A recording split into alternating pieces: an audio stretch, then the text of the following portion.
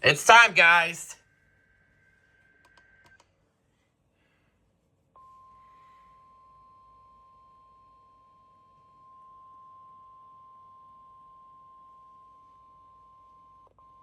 You're listening to NOAA Weather Radio in Pittsburgh, Pennsylvania, on a frequency of 162.55 megahertz.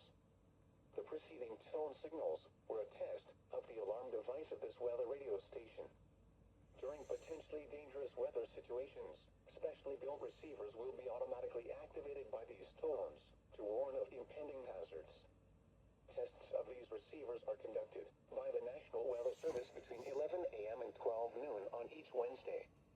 This radio station, KIH 35, serves the following counties in western Pennsylvania: Allegheny, Armstrong, Beaver, Butler, Fayette, Greene, Indiana, Lawrence, Washington, and Westmoreland.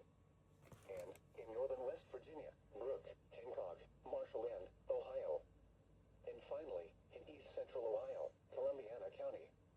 The National Weather Service now returns to our regular broadcast.